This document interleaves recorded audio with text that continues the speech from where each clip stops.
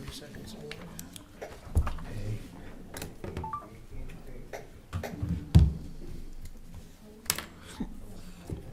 that's Andy. So.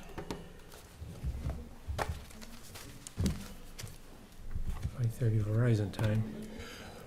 Okay, it looks like 5:30 has arrived, and prior to calling the Select Board's meeting to order, I'm going to call a public hearing to order, and I'll read the official public hearing notice. The Board of... Like, we're actually going to do that when we started. oh, okay. I'm just going by the agenda. Then could start without it. The Board of Selectmen will hold a public hearing in accordance with the RSA 31:95-B on Monday, April 15th, 2019 at 5:30 PM, that being now. This hearing shall be held for the purpose of discussing the proposal for large animal composting by the Rainbow Bridge Composting Company in the town of Deerfield. The hearing shall be held in the downstairs conference room of the George B. White Building, 8 Raymond Road, Deerfield.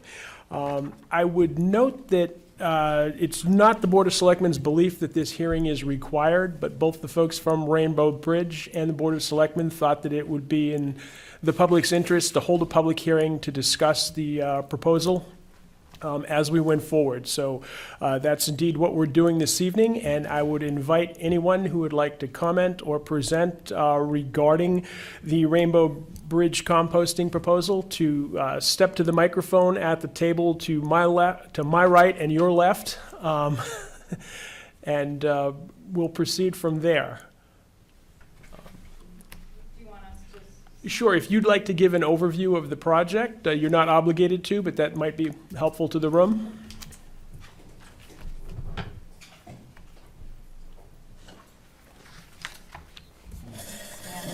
Okay. Okay. Hi, everyone. Thanks for having us again. This is the Rainbow Bridge Composting Crew. Who's here from Brown Road or in general? Okay. My name is Elizabeth, this is Aaron, my husband, and that's our business partner, Jennifer. And we are proposing to lease a part of the wooded lot at the transfer station. The transfer station is on about 33 acres, and a lot of it's not being utilized. And we're looking to lease out about a 5-acre parcel. We're not going to be using the whole 5 acres, but that's the average size that we would just be saying it's ours. And then we would be clearing a 200 by 200 pad for the actual area that's going to be used, and there'd be a driveway cut in. And it is, my business partners have already gone to composting school at the University of Maine and completed large animal mortality composting courses. And it's a environmentally friendly way to handle your deceased animals, because it is not environmentally friendly to be burying and to be cremating. It's just not. Euthanasia fluid, when you put a deceased animal into the ground that has been euthanized with euthanasia fluid, that euthanasia fluid stays in goes through the ground, and nobody really knows what it does. When it is composted, the composting temperatures get to a certain temperature that it just makes it inert, and it does not affect the environment. And it's just another option for people. Cremation's very expensive for people, and not everyone has the opportunity to bury on their property. More people do in Deerfield because we have the property to do it, but we're talking about other little towns that sometimes they just don't have that opportunity, they don't have the equipment. And we're going to be offering the transportation of the deceased animal and bringing it to the location and doing the composting. And then in about 6-8-ish weeks, when the animal is fully composted, somebody can, if they would like a 5-gallon pail of the material, and they could plant a tree at their home, or that'll be an option for them. And that's, I know you guys have a lot of questions, so we're here to answer it. If somebody wants to start. Sure, and I'll jump in quickly. If we can run questions actually through the board back to you. I know it's Yep. a little awkward, but that's how we have to run the public hearing.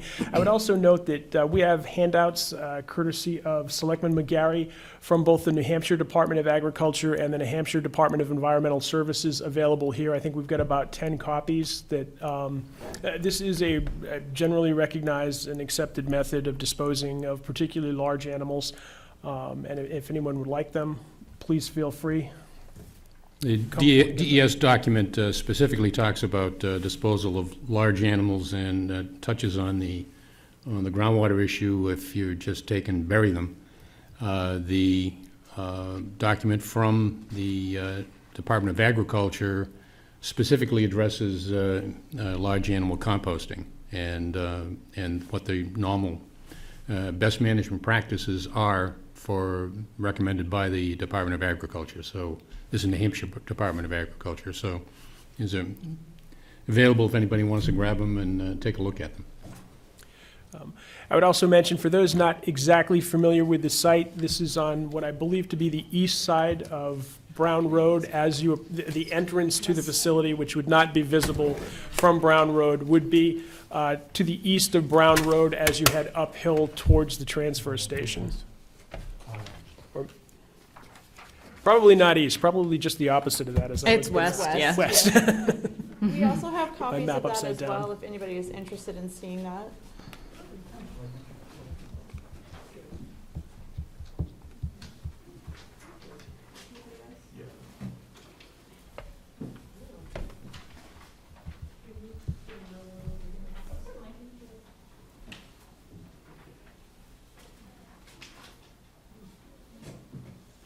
Did I get everybody?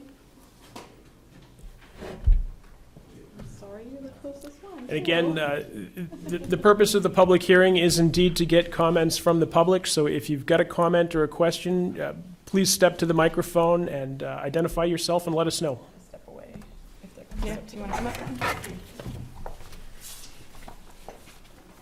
then? Does that portable work? Should. So my first question would be, Name? Yeah, can we get your, Kalapinski, yeah, thank you. 32 Brown Road, Great. directly affected by this. First question would be, why wouldn't we use the existing entrance to the transfer station? Couple of reasons. I think the primary reason is the way we manage the transfer station. We want to come directly off the road with a separate entrance that they have a key to. We don't want non-municipal access to the transfer station, particularly during hours when our staff is not at the transfer station. Okay. Secondly, has the town lawyer been addressed with this, and how did they feel? I believe town council has taken a look at the proposal as presented to us. I don't know if the town administrator, I don't have the opinion and comments. I don't believe there were.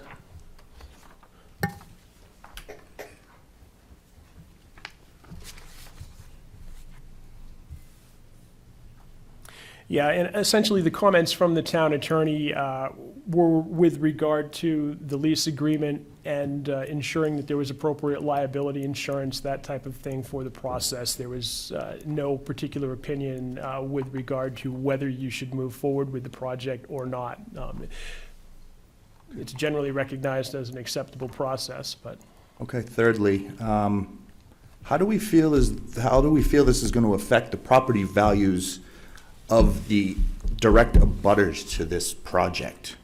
My home, if I turn and say, hey, I'm going to sell, I'm going to move, do you honestly believe that someone's going to want to live directly across from a large animal composting facility? Yeah, We all know that has a distinct smell. I don't care what kind of compost we're talking about.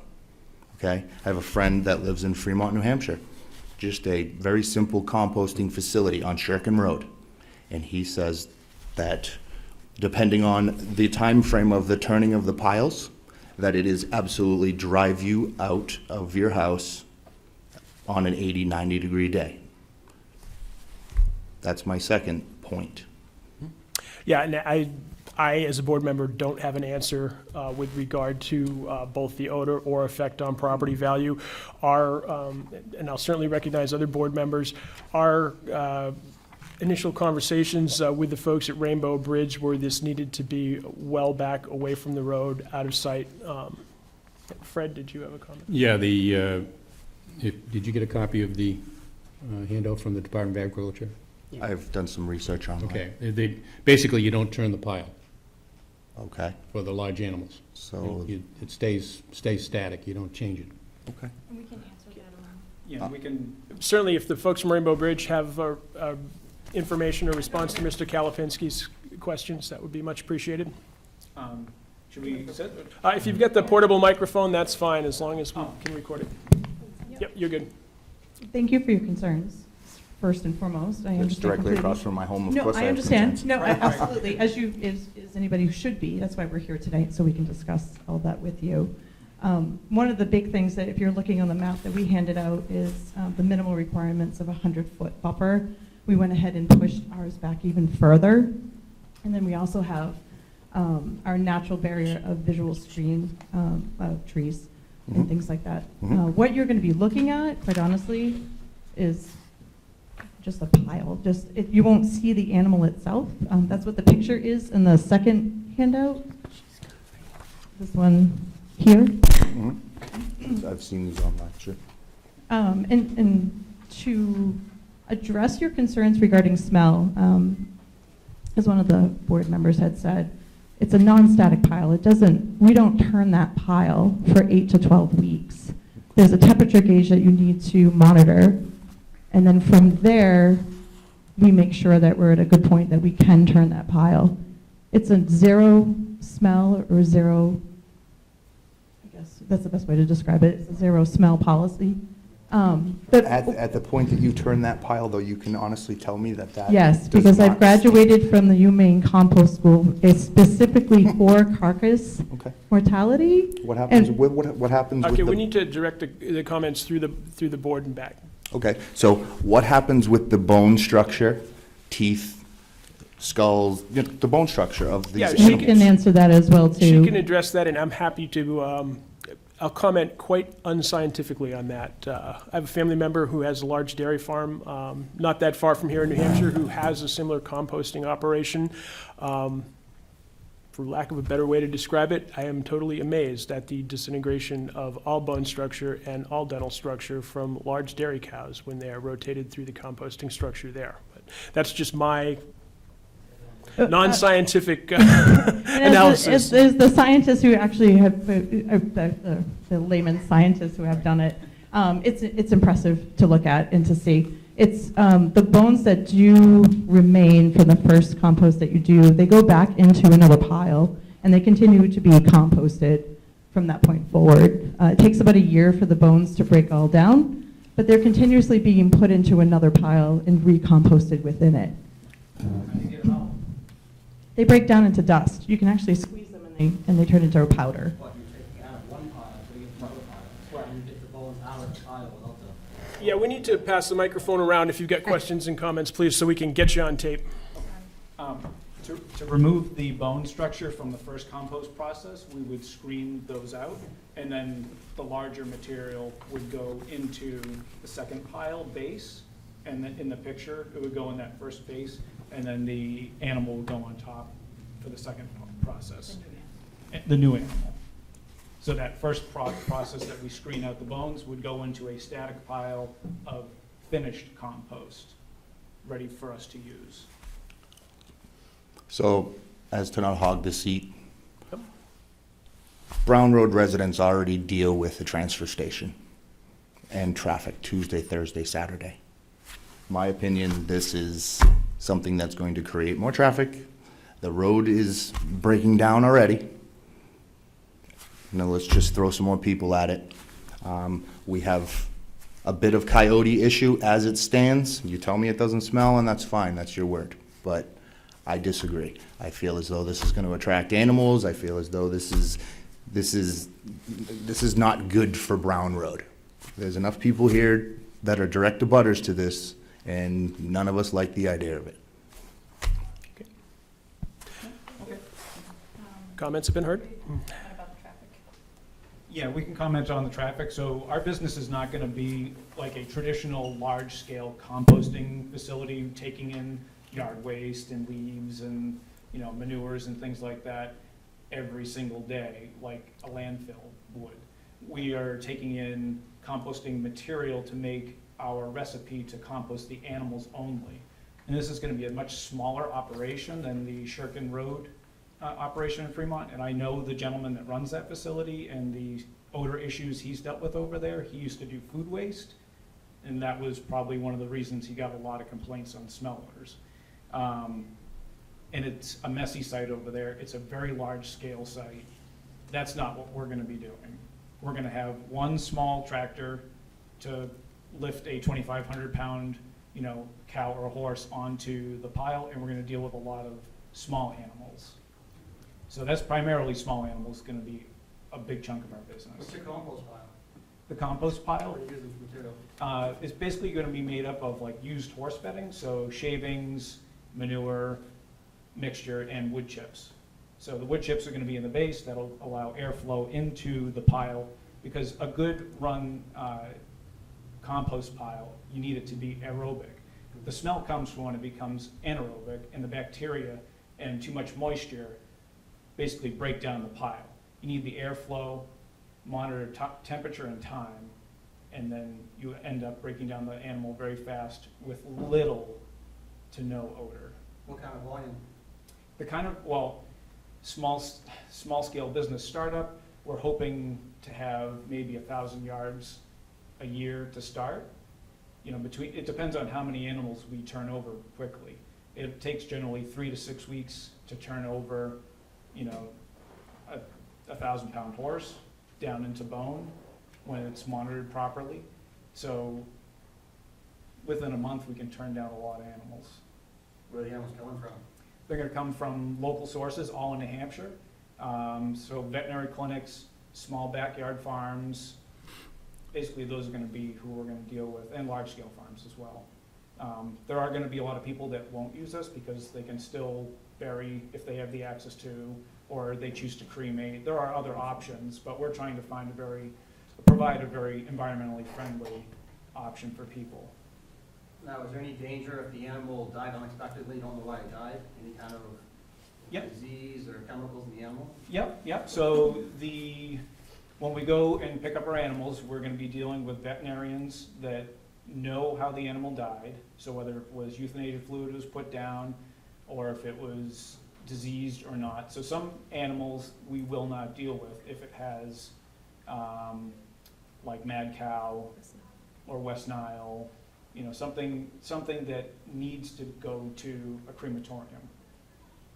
Because there are a few things that the USDA does not recognize the composting process will break down, but everything else we can handle.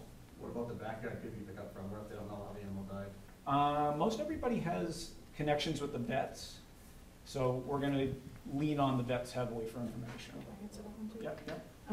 We also have a questionnaire that we're going to be asking our clients, and we reserve the right to not pick up an animal if we're concerned about that.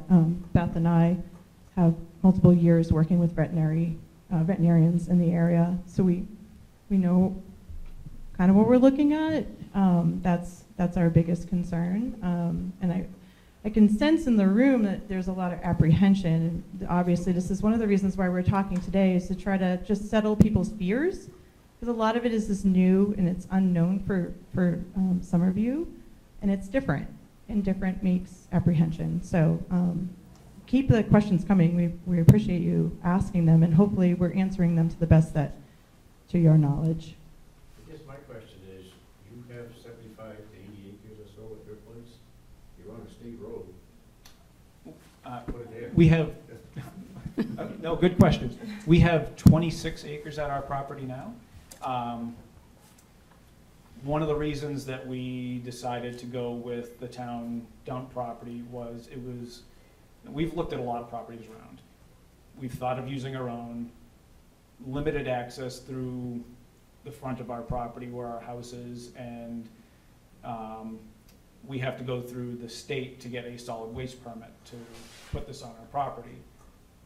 That solid waste permit on our own property would basically stay with our property forever. So if we decided to move, it's with that property forever. So it stays with mine instead. No, let's keep the comments directed here. Well, It's a municipal So the- property that has the present licensing. right, so we're choosing to go with a property that already has a solid waste license. So the dump has to have a solid waste license. So going with that, it doesn't change the status of this property that they already have. To try to find another piece of property to put this on, in Deerfield to have a solid waste license on, it's kind of difficult. So this is our first choice, and the town seems to be accepting of, having a solid waste facility licensed business on this property.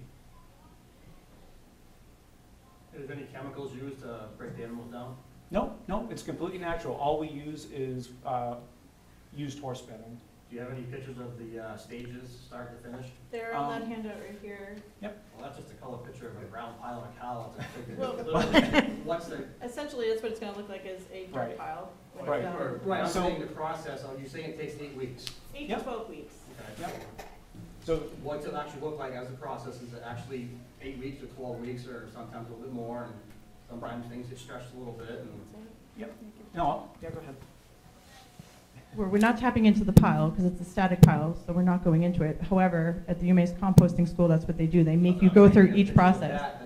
It would be, How it works. well, as graphic as it could be, it's like if we were to be put into a pile, we would break down. We're a matter. We're human we're a mammal. We're going to break down. We're going to turn into material that falls apart off of a bone. So if we want to think about the graphic behind it, sure, but it's I'm a meat covered. farmer, so I Right. don't care about that. We have Right. animals that die all the time. Right. Figure out, should I put them in a chip pile that we goes, or we put them out in the woods with the coyote to shoot them, or we bury them? So the idea of 8 weeks is great, that's Yeah. wonderful. Is it actually true, though? Yes. You're saying we're taking that from the Bible. Yep. No. You have proof of that, that we make people mind at ease. That's not that- Sure, then I would direct people to UMaine Composting School's website. They have all the pictures listed on there as well, that show step by step exactly what the animal's going to look like. But again, we're not tapping into that pile every week to look at it. We're using our temperature monitor. Yeah. No, I'm not Okay. telling you. I'm Yeah. trying to figure out the actual truth behind it. Sure. The scientific part of it. Yeah. Does it actually work like you say? Absolutely, it's That's just amazing. smoke.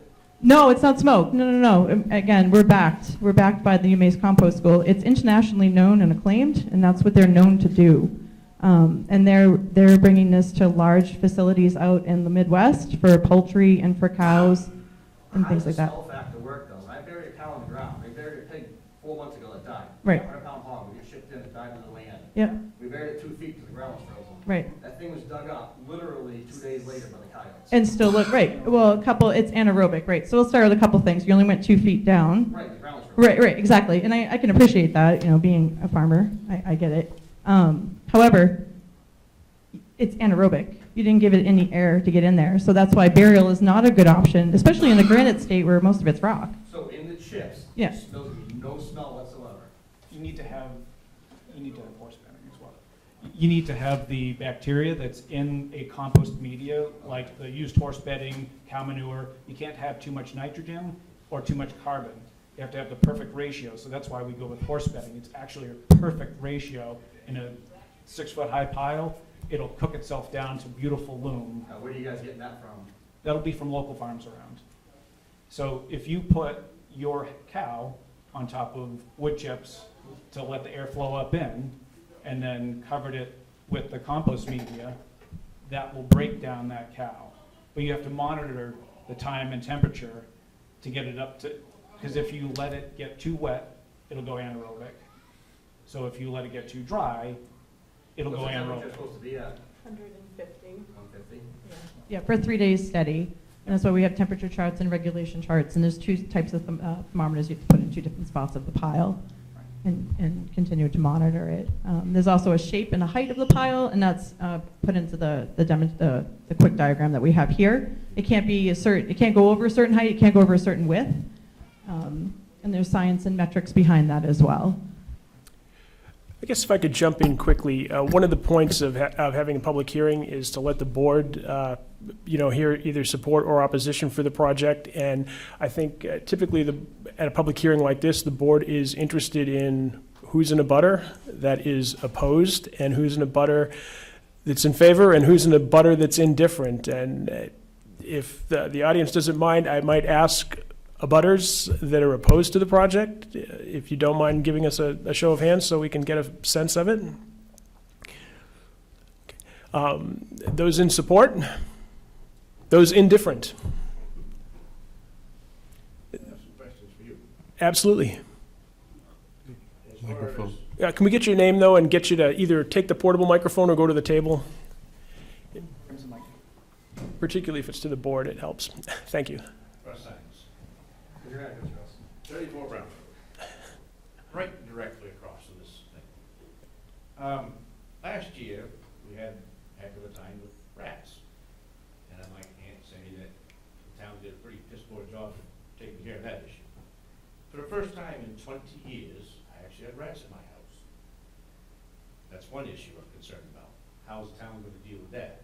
If, rats, coyotes become a problem, and it needs to be exterminated, who pays for that? Rainbow Bridge or us taxpayers? Well, at this point, I can tell you that there is no municipal funding or plan for pest control for private residences, private properties on Brown Road. My understanding that the select board had exactly the same question, not so much rodent-oriented, but, pest, coyotes, that sort of thing oriented. And were assured that there would be adequate fencing. But that was a concern of the select boards as well. Okay, just like last year when we had exterminator come in and try to take care of that problem, taxpayers paid for that exterminator. But that was all landfill, that is all town land, I understand. I don't think that mic is working. Hold it real close. Yeah, just hold it close to your mouth if you can. Yeah, I can. Okay. I Any think better? so. That's Yes. better. All right.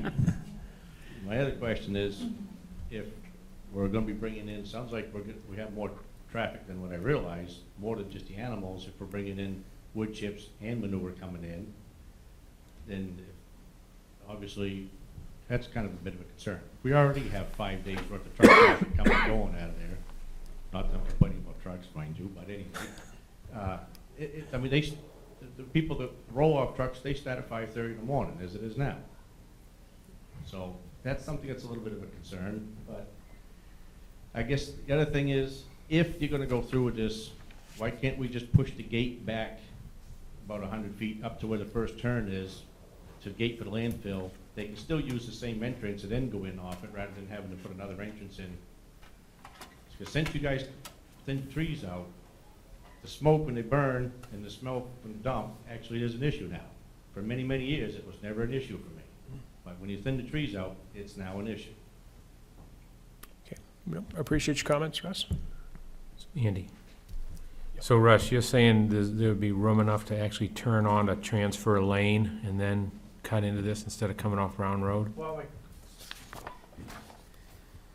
yeah, if you push this, the gate that's here, if we pushed it back Yeah, to up here, which also would make it a little quieter for the trucks coming and going and have to stop all the time and open the gate and close the gate. I and know so right forth. outside. But then they could put their driveway in up here, so we still only have one entrance in off the road. Just a thought. Yeah, no, makes sense.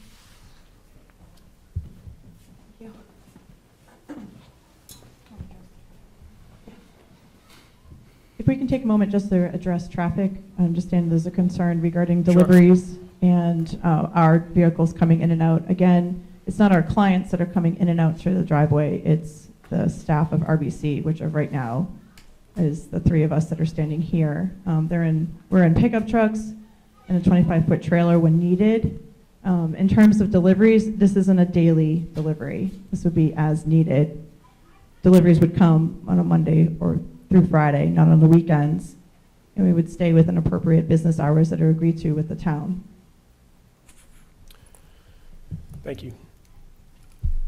Other public comment? Is there any concern for water runoff?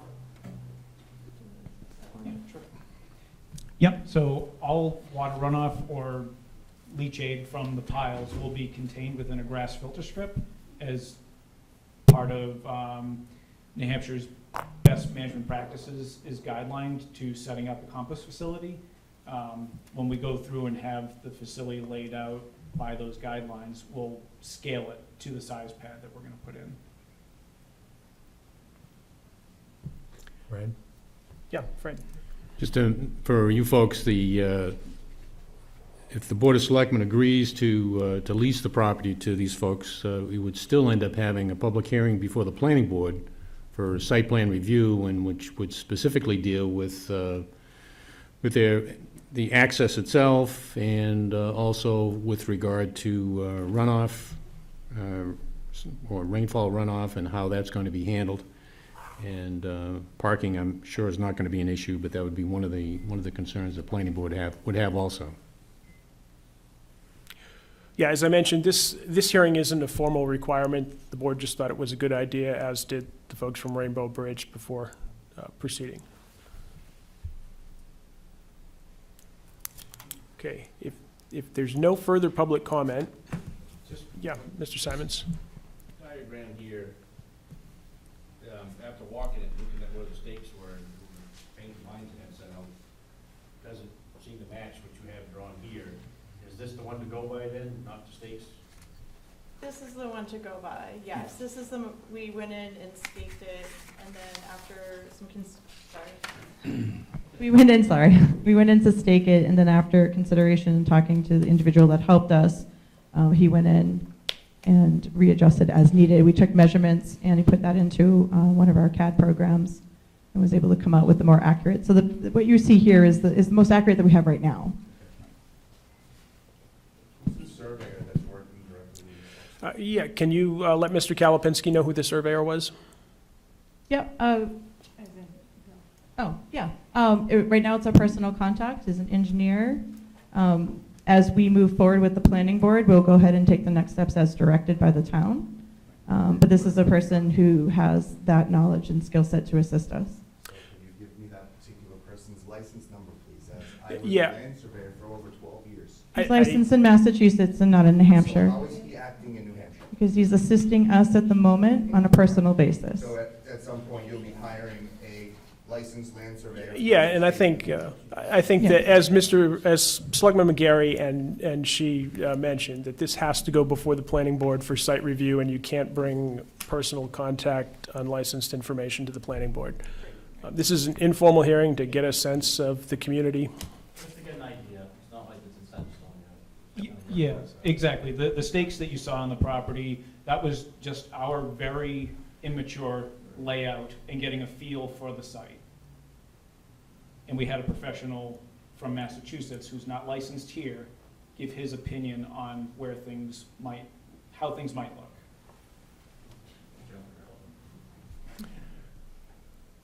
Okay, if there is not further public comment, I'm going to go ahead and close the public hearing and move to the select board meeting. I don't know that we are going to make any decisions regarding this evening. It'll be up to the will of the board. And as has been mentioned by several people here, if the board grants preliminary approval, this still has to go through a formal review by the planning board. That's not the, yes, Mr. Simons. Just out of curiosity, what kind of money were they talking for leasing to this? I do not have the lease figures in front of me. It was not a large amount. Do you recall, John? It was $200 a month for the first year, $300 for the second year, and $400 for the third year. Yeah. Per month.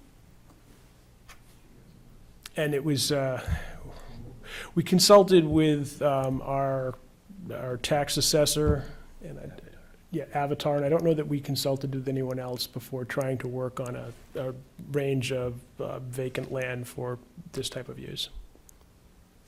I attempted to look at the Department of Agriculture and the Department of Interior's agricultural land rates, and about 107 pages in, I gave up on looking at the national averages for. Looking for something, I'm just kind of curious. Yep.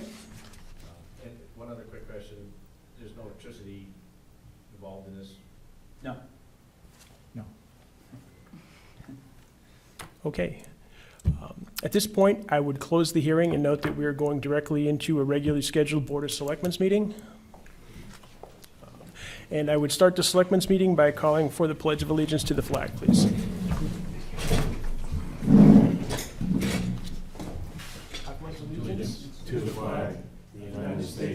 America and to the republic for which it stands, one nation, under God, indivisible, with liberty and justice for all.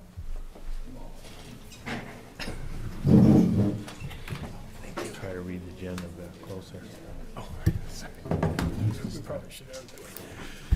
Okay, our first order of business this evening is to introduce Kelly Roberts, the town clerk, and Joanna Waring, supervisor of the checklist. And I believe that they want to discuss the town clerk record book project. Good luck, Kelly. Thank you. Gary Sanborn. Erica, really appreciate your questions. I only find out 5 hours, they would have more if I had time. So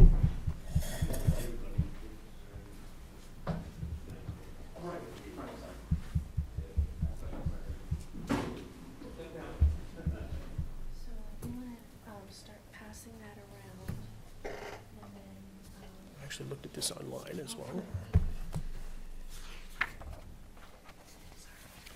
That's okay. Got the vital stats. I've already seen, yep.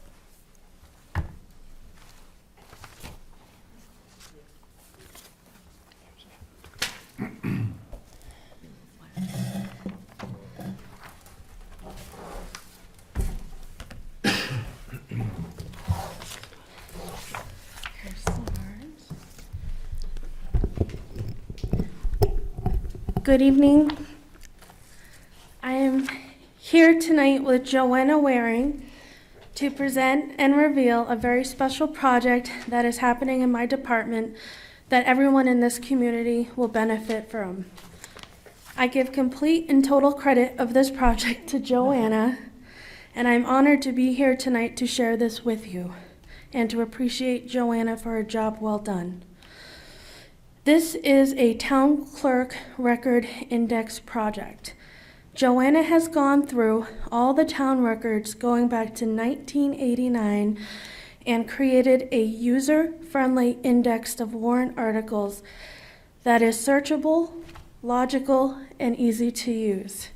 In a nutshell, she has made it simple for anyone to easily research warrant articles or other town information by looking up keywords pertaining to the article or subject matter. I have a disclaimer.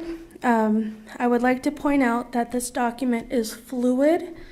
It is merely a tool to assist the researcher, be it the Board of Selectmen, the department head, or the citizen, in their research. It is by nature an ongoing draft that will be updated and added to as the data becomes available. So far, Joanna has gone back to 1989. Our goal is to go all the way, hopefully.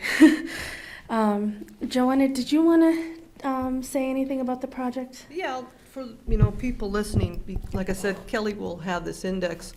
I went through, it kind of got my attention when there's a lot of vague stuff about warrant articles back in the, 1990s, and I've only lived here 4 years, so I have absolutely no memory of, having any idea when things were done. I noticed I've seen Fred's name going back quite a while, so Fred's probably got a pretty good memory of things. So, but what I did was I went through and I keyworded the warrant articles and put them in a main index so that if somebody wanted to look up warrant articles regarding dog licensing, you can look in here and go right to it instead of spending, like Kelly would be, hours looking things up. So I broke it into the warrant articles going back to 2000. I have all of them in the main index. Prior to 2000, I kind of split out things that really aren't really relevant anymore. Funding for a copier for the police station, so it's kind of put off in a separate list. And then I also index things that are in the clerk's report, articles of agreement for different companies or nonprofits in town. The perambulations for the various towns are now in a separate index, so if somebody needs to look one of those up, you're not having to guess what year. So I kind of index things into 3 different indexes, and it was kind of started with me trying to do some research and understanding things, and asking Kelly, and she's like, well, it's in the books there somewhere, and, you know, and if you don't know approximately where it is, it's a lot of reading to do.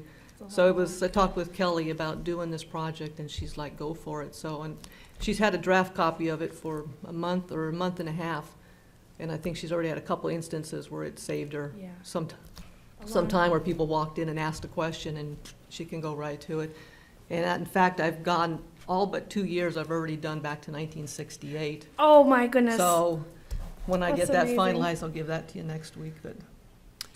I will say that this is up and active because I used it late last week, looking at some historic district commission type things, and I was envisioning having to thumb through 20 years of town reports and find out where the warrant articles were and look them up, and stumbled into that and was like, what is this? And 1989 was actually a key year for that, so. Oh, yeah, and that was, you know, like Kelly said, the disclaimer. I mean, this is me sitting down, reading these books page by page, so it's gonna be quite possible that I miss something here or there, you know, doing a spreadsheet and constantly sorting. I'm hoping I didn't, you know, flip a date somewhere. So it's strictly informational. It gives you someplace to go, to go find things as starting points. But, you know, this is definitely, and when I split out things that I consider are not relevant anymore, things like funding for something from 30 years ago that we really don't care about today, it was my determination which index things ended up in. I just We didn't might wanna- still be driving it.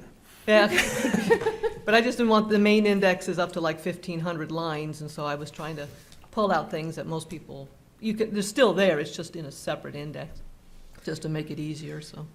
This is like a clerk's dream come true, and it's something is very near and dear to my heart. But there's some mornings where, you know, I have a million things on my to-do list, and I put the sugar in the fridge, and I leave the creamer on the counter, and I get to work, and I only am able to cross off one item on my list. And to have someone jump into this project, it's amazing. And I think every single one of us is gonna use this, and we're gonna benefit from it, forever. Hope so. Does this have the actual wording of the warrant article? No, okay. It's like a brief description, like if it talks about the Historic District Commission, it'll be indexed, if the warrant article mentioned them, it'll be Historic Commission, then a dash, and then sometimes it'll be, you know, this is what established the commission, or this is what went from 5 members to 7 members, and it's like a 1-2 line little description, but it hopefully there's enough there where you're saying, okay, I think this is what I'm looking for. And the main index, some of the warrant articles are actually indexed in here like 3, 4, or 5 times, because it might be the planning board was mentioned, the conservation commission might have been mentioned, selectmen were mentioned, and so I tried to make it so in the index, if you're only thinking planning board, you can still find it. Or if you're thinking conservation commission, you can go there. Which is why some of them I left them in a separate index going, I don't want to clutter it with some of the other stuff. So some are only listed once, like if you wanted to know when bingo was approved in town, you know, you can look under bingo or you can look under games, and it'll be listed twice. So And I it- tried to put just enough without over-cluttering it to give you the sense of this is what I'm looking for. So it would give you the year and the warrant article, and you Right. can just go back into the town report for that year and pull that out. Right, so Okay. the index has the year, the article, and I actually put down whether it was voted yes or no. Oh, yeah, okay. But you kind of still have to read the warrant article to see what it is they actually said no or yes to. But some of them were done year after year after year after year, and so you'll see no, no, no, no, no, and then you might finally see the yes. And so I tried to always key things to where they'll be together.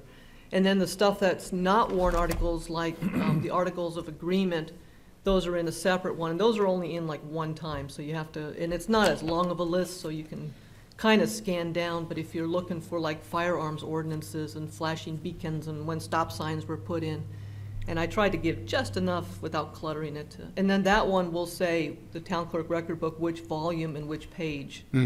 That, because it's not a warrant article, so it'll tell you which Right. volume to go to in her office and what page it'll be found on. Yeah, I would note that the town clerk record books are on the new website as well, itemized at least 25 years Yeah. or more, so. Well, the books go back. if you look under the old stuff, that's where I started finding, and, I mean, I was researching something from 1870. The books And- go back to we have handwritten Right, but they're online, records too. too, yeah. If you look under old, you can go back pretty, it's actually a pretty interesting read for some of us. I have to do, with the Change. new website launch, which is wonderful. Some work that I have to do when I have time is I'm gonna consolidate some of those records, so it's easier. And then, but I just wanted to get that link out there so people could start using this. But, yeah. Yeah. I think this is fantastic, really. It is, it's fantastic. I know, like I said, the next volume, I went to 89 because that was all that was on the original for town records, and then I realized it was a separate button that you can go further.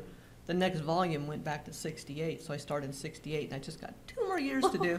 But some of the quirks are really simple, so I can fly through them real quick. I mean, it probably took me less time to do this than the amount of time that Kelly's ever used sometimes to search some of these. So Yeah. I have, a couple more years, and then I just gotta check my work, and then it'll be back to 68. And then I take a break, and then I'll pick the next volume and just keep Wonderful. going back till Kelly says she's got enough. But it is fascinating when you go back. And then as you go back, though, the handwriting starts getting You're to right. where it slows me down trying to read them. But I'll just keep going back. But it's kind of an interesting read when you read some of the stuff that was done Mhm. way, way back. And We're good.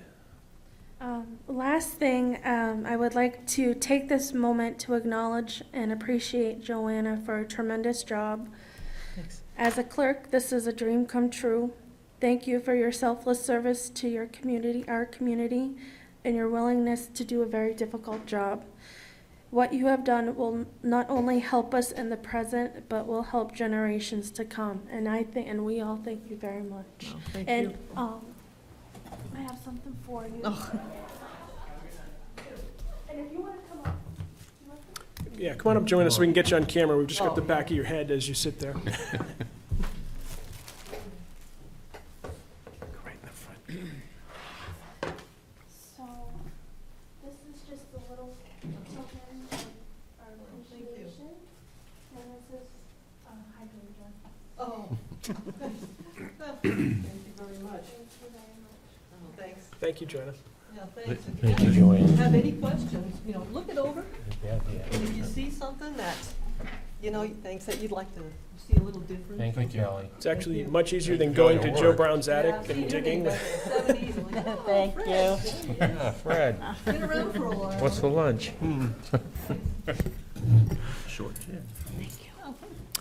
Thank you both for being with us tonight. Appreciate the project. That was when I was young and innocent. Okay. And that's your copy. That is, and there's a thumb drive in there if any. It was in there.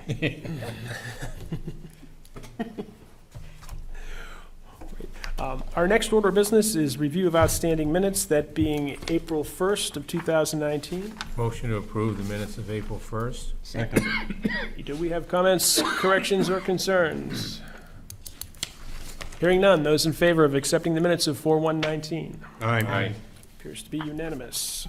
Okay, I will move next to accounts payable, the vouchers manifest. On accounts payable manifest, we have a total amount of $33,976.17. So moved. Second. Discussion? Hearing none, those in favor? Aye. Those opposed? Seeing none.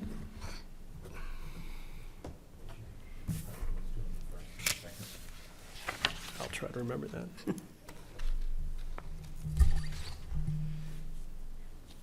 We just have the accounts payable this evening, right? Yep.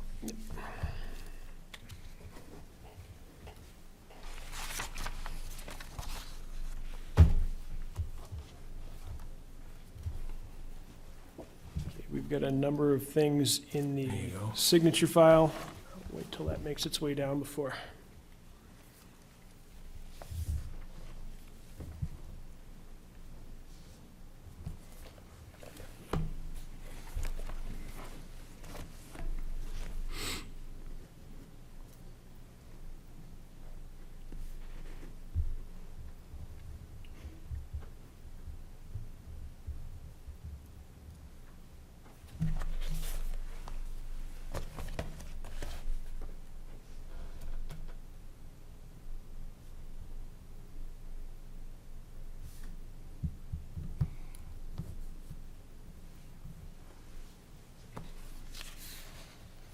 Okay, if everyone has had a chance to sign that, as I said, I'm going to move to the signature file. The first item is request for notice of computer adjustment, which is essentially an abatement request. You may recall Robert and Jeanette Wolfgram came to our last meeting and discussed their concern about the assessed value of a piece of property that they had purchased. They were able to meet with the assessor and discuss further. The outcome of that was that the assessor is advising us that they would like to reduce the recommended taxable value of that property to $80,000 and authorize an abatement of $1,000, that being the principal, for the 2018 land use change tax on map 414 lot 106-8. Make a motion that we accept the, This is a motion by Dick Pittman, by advertised report. Second? second by Fred McGarry. Discussion? I'm glad they took our advice and went and made the decision, so we didn't have to. Did Mr. Wolfram, is he aware of the recommended abatement? I believe so. I believe he is. I'm not certain, though. Okay. But we've got a motion and a second. If there's no further discussion, those in favor of granting the abatement? Aye. Appears to be unanimous.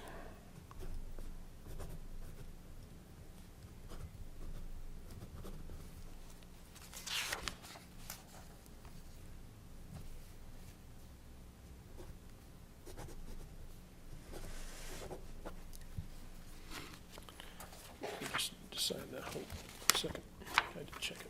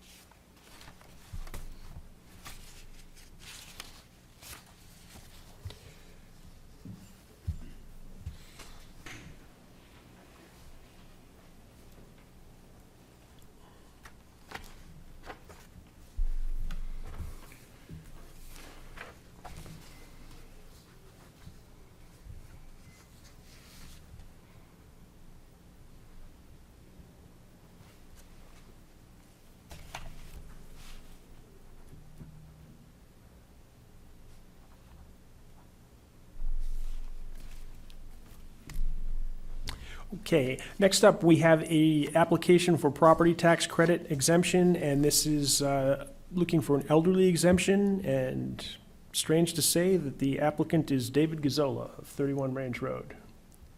Doesn't seem like he could be elderly, but according to the folks who checked the paperwork, he qualifies, and everything seems to be in order. Make a motion to grant that elderly exemption. Got a motion by Fred McGarry, Second? and a second by Jeff Shute. There's no discussion, and hearing none, those in favor? Aye.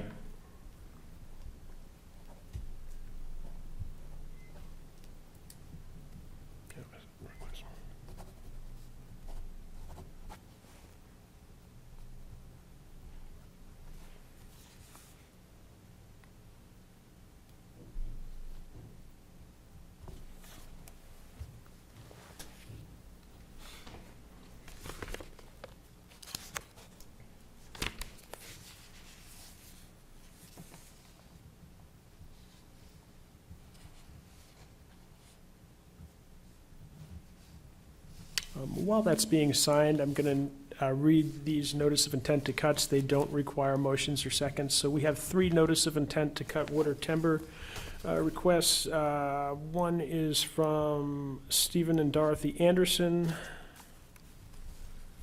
Can't see where the property is. 47 Nottingham Road. The second one is from Stephen and Dottie Anderson, Nottingham Road, and the third is from Eric and Kathleen Berglund, Nottingham Road. The forester for the Andersons is Jeffrey Eames, and the forester for the Berglunds is Charles Marino.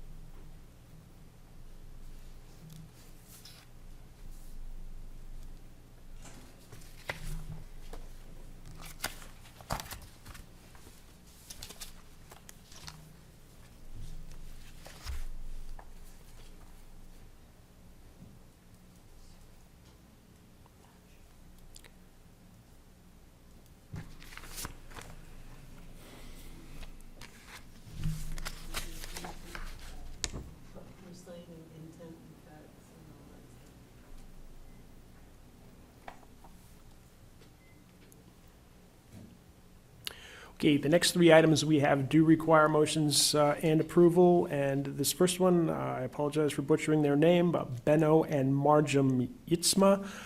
This is a current use land use tax change tax collector's warrant for the land use change tax. For the benefit of the television audience, I would note that this is property coming out of current use that we get to collect a penalty on.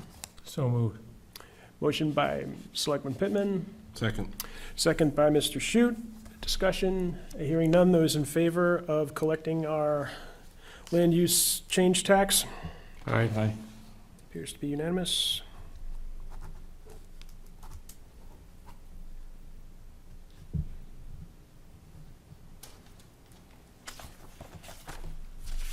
I would note that that first one is in the amount of $7,000.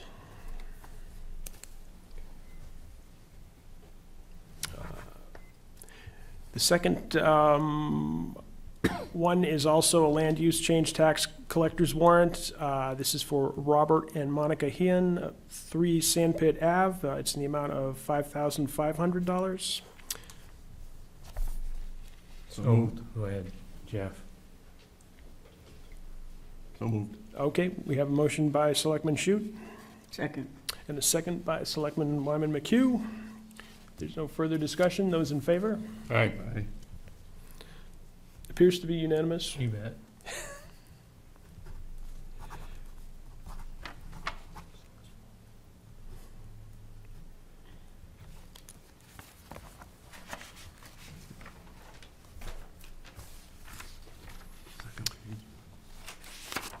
Oh, is there a second page on those? Coming back, yeah. Thank you for catching that.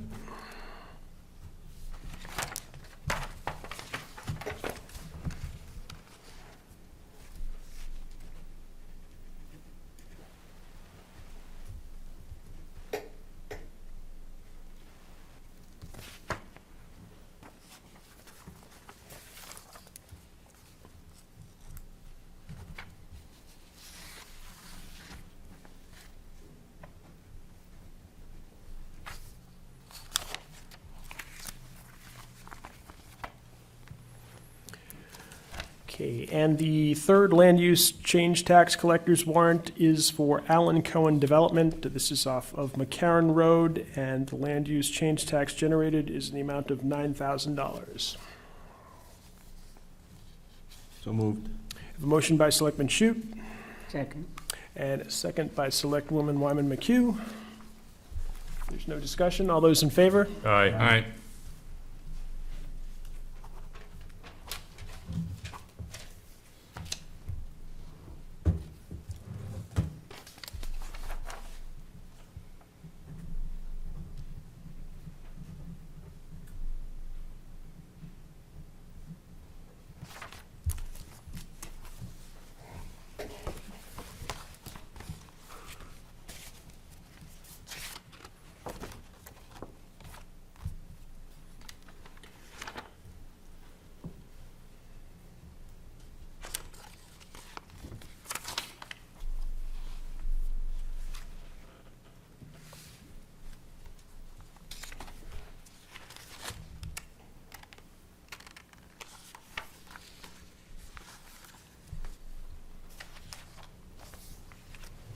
This one?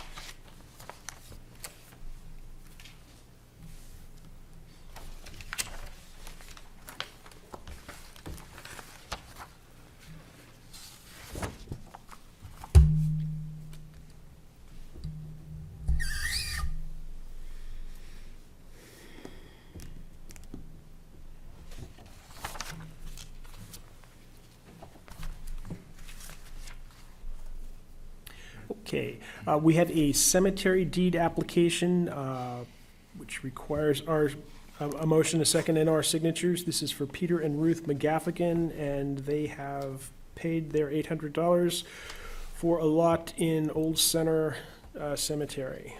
So moved. A motion by Selectman Pittman, Second. second by Selectman Shute. If there's no discussion, those in favor? Aye.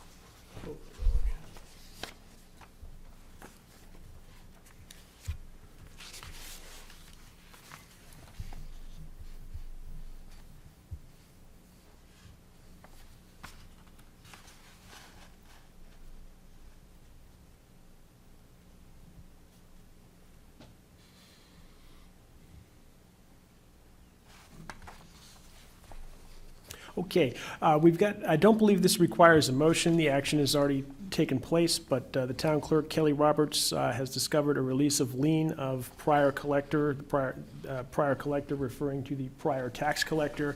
The Board of Selectmen has to sign off on tax lien redemptions, and this is actually from 2017. It's for Philip Jakes and Judith Malecki.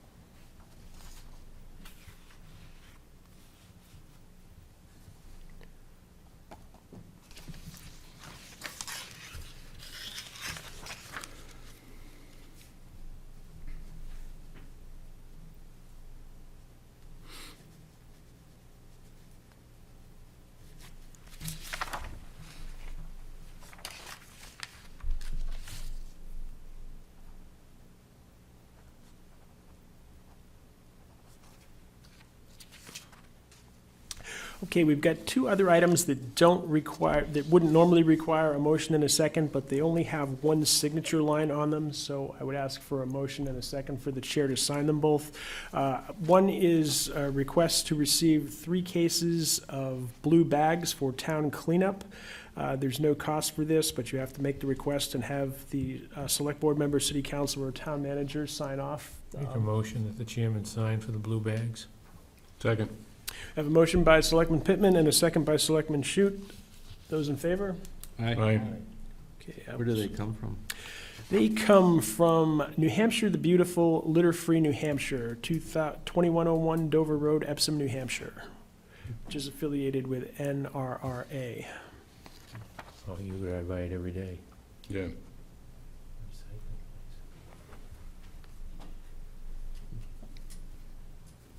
And the second one is something we voted to move forward with. That is the proposal from Ed's Flooring America for flooring. They have a contract that needs a series of single signatures, and I would look for a motion to authorize the chair to sign the contract that we approved. So moved. Second. I have a motion from Selectman Shute and a second from Selectman McGarry. Discussion? Hearing none, those in favor? Aye.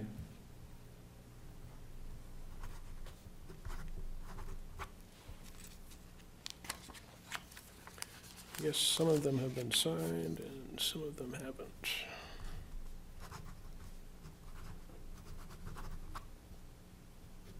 Have they started yet, John?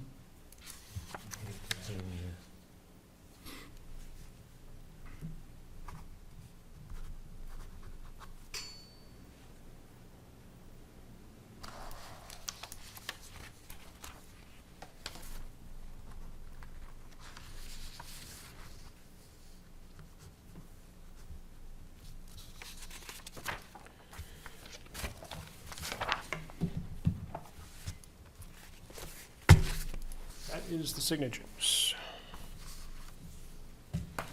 Move to review of correspondence.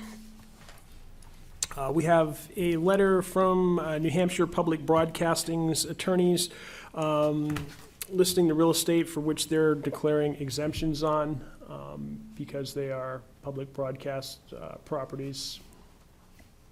Doesn't require any action, but it's here for us to review. I think a large portion of it is the top of Saddleback Mountain. And we have minutes of the planning board. We have some legal advice, just sort of generic with regard to Deerfield. I will read, we have an I will not read that because that is passed. Pass it down for your perusal if you haven't seen it already. Okay, Town Administrator's Report. Okay. Several items for you this evening. One is to bring the board's attention to that there are now, the town ordinances are now available online underneath the Zoning Board of Appeals. Randy Long has been working for several months trying to organize what ordinances she could find back to the originals, and they've all been PDF'd and indexed, so it makes it easy to look those up as well. In the next several weeks, we'll have the policies also listed online for people to look at. And I also wanted to bring attention to the board and to the public that we have several requests for bids out for services and materials. The following are closing on April 24th. They're available on the town webpage, town Facebook, physical postings at George B. White, the post office, and the library. There are 4 highway bids out. One is for paving, a second for winter sand, road reconstruction materials, and roadside mowing. Those all close on April 24th. For the town side, we have 4 separate requests for bids for town mowing, with the George B. White Building, the transfer station, water holes and cisterns, and athletic fields of Bicentennial and Hartford Brook. Those also close on the 24th. And there's one separate bid out from the cemetery trustees for cemetery maintenance, and that closes on April 17th. Great, thank you, John. You're welcome. Will that go to the commission or the cemetery commission? The cemetery request for bid will go to the trustees first. They will send their recommendation to the Board of Selectmen before you sign. And one other item, if I might, I'd like the board's approval to go ahead and order 1 panic bar for the large rooms down in the Parks and Rec department. That was part of the fire inspection from last year, that we should put panic escape push bars. But in order to find out if the one we are looking at is the right fit and we're able to install it, I'd like to just order 1. If that fits, we'll order the rest of them. That would make sense to me. I don't know about the rest of the board. And one final piece of good news, our librarian Candace Yost just had a baby girl named Lucy. And she will be out for several weeks, and the rest of her staff will cover the opening and maintenance of the library. Very good. Other questions for the town administrator that you haven't asked him already? Okay, seeing none. Under unfinished business, I believe we'd had an appointment request from Rob and Jeanette Wolfgram regarding their abatement. I don't see that they are in attendance this evening. If they show up, I'll certainly recognize them, but I'm going to move past that at this point.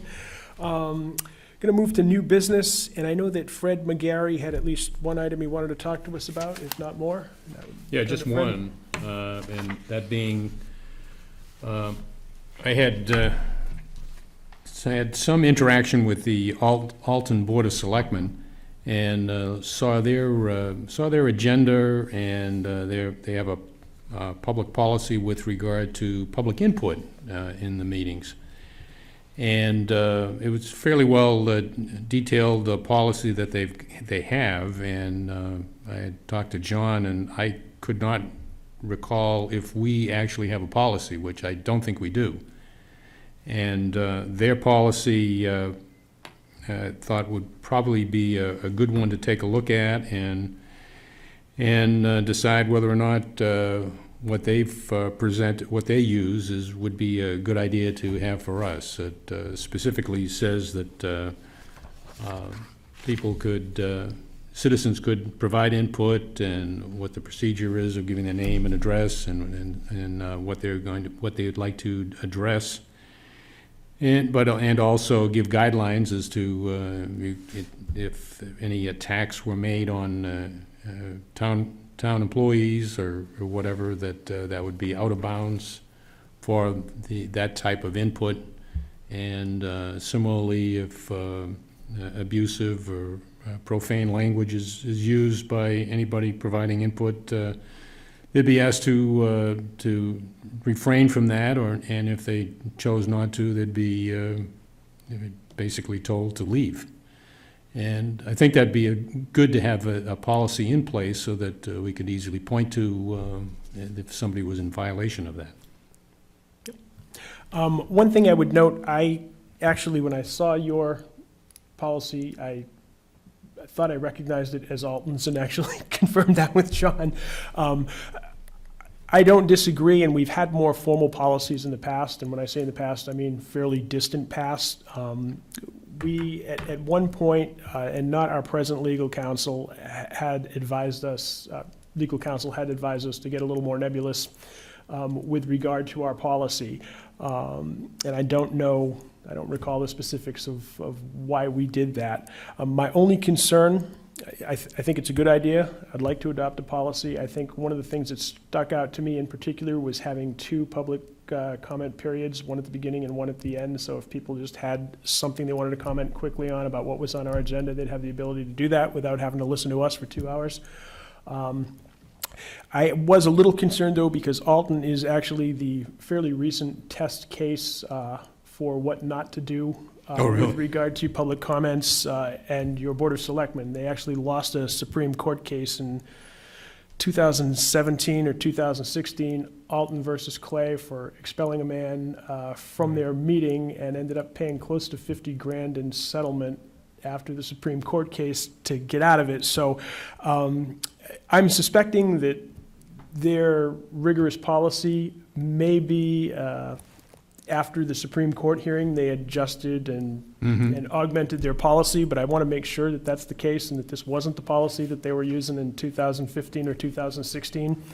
So this is the one that was attached to their agenda for the first meeting in March, I think it was. I remember talking informally with not our town council, but another town council about it at the time when it went to court.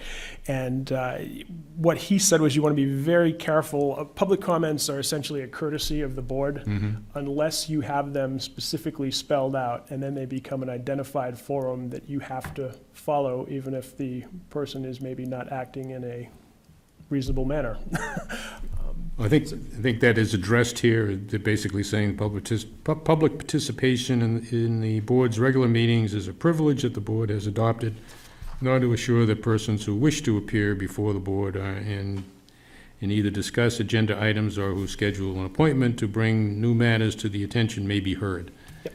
And maybe it might be an idea just to have the town council just take a quick look at it. What I was going to suggest, that, I like the idea of the policy. I think it looks good, but I think maybe we should run it by Bart quickly. Yeah. And also find out what the date stamp on their policy is. If it's after 2017, it's probably good. If it's before 2017, I have some questions. I agree with you, Andy. We definitely didn't look at it. There's some things on here that I don't think we need to give somebody 5 minutes to speak. Watching it tonight, I don't think anybody took a minute to make a comment. Well, this is what their policy is, and obviously we can take and customize it to whatever we'd like to have. Typically, we've used 3 minutes, with exceptions granted by the board. If you're telling us something that's just critical for the public and us to hear, we're not going to cut you off at 3 minutes generally. Right. But. So you'll turn that over to... Yeah, I think we'll have Bart take a quick look at it, get the Good. date on it. Good. Thanks, Fred. Other new business. I'm going to throw out, I don't have any specifics on this, but one of the things that I'd like to talk to the road agent about and talk amongst ourselves as a board is getting back to having an identified 5-year highway plan. Yes.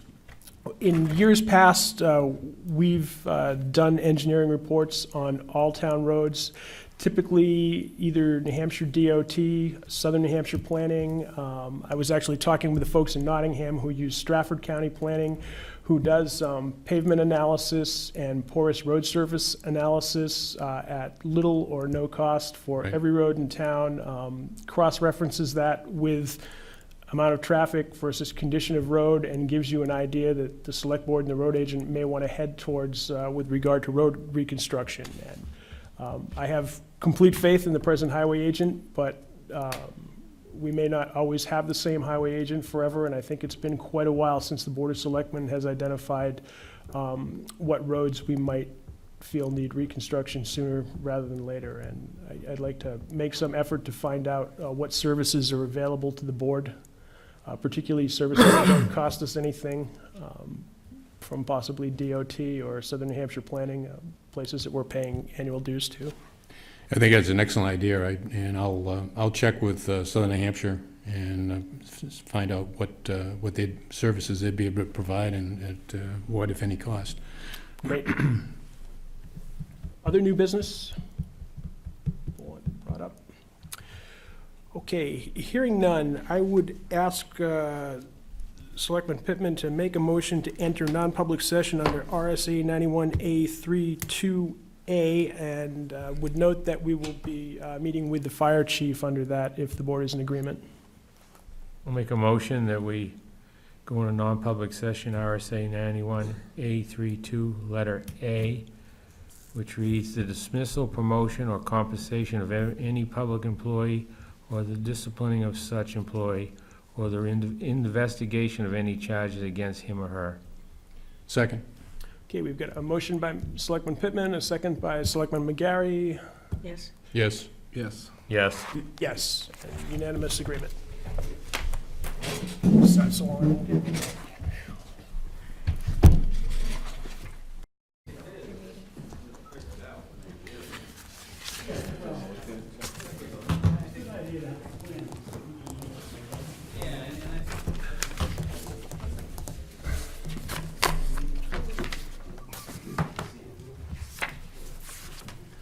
Okay, we are out of non-public session. I would note that no action was taken in the non-public session and would look for a motion to seal the minutes. So moved. Go ahead, Fred. So moved. Okay, we've got a motion from Selectman McGarry. Is there a second? Second. Second from Selectman Pittman. All those in favor? Aye. Aye. Appears to be unanimous. Thank you. If there's no further business, I would entertain a motion to adjourn. Public comments? Citizens. Oh, that's right. Public comments before we adjourn. Motion to adjourn. Second. Thank you. We're adjourned. Conservation take over.